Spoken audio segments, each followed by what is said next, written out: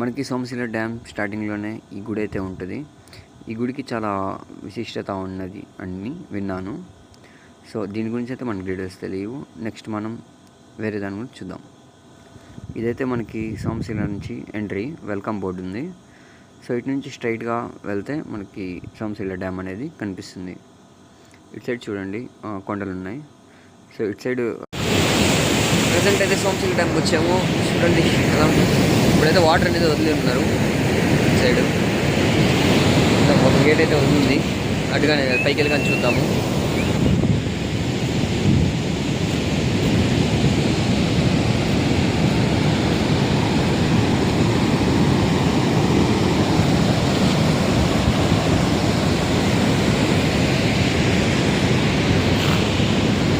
అయితే మనం మామిడిగా తింటా ఎక్కడికి వచ్చాను తెలుసా? సోమశిల పైకి ఎక్కుదాం. చూడండి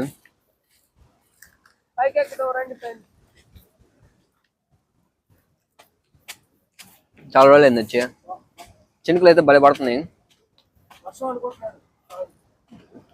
గేట్ అనేది ఎత్తున్నారు. సో ఒకటి వచ్చి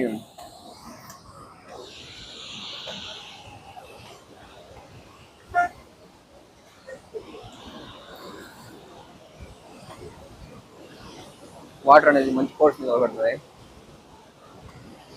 దాన్ని చూపిస్తాను. మనకైతే గేట్లు ఎత్తున్నారు చూడొచ్చు. అలా ఫాగ్ అయితే వస్తున్నాం.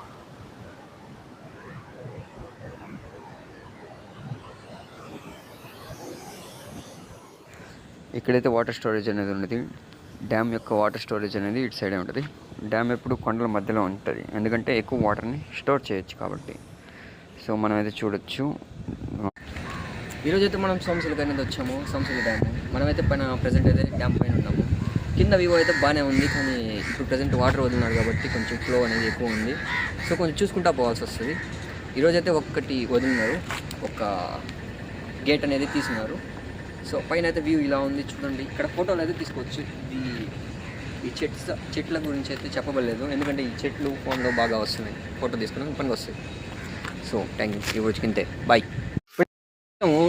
కానీ ఎక్కడికి వెళ్ళాలో అర్థం కావట్లేదు. పెంచులు కొనకు పోదామా లేదనుకుంటే వేరే కొనకు పోదామా అర్థం కావట్లేదు. సో ప్రజెంట్ అయితే థింకింగ్ డిప్రెషన్. ప్రజెంట్ అయితే మన వాళ్ళకి డిప్రెషన్ జరిగింది. చూసుకుంటండి డిప్రెషన్లో ఏం చేస్తున్నారంటే రీల్స్ చూసుకుంటున్నారు.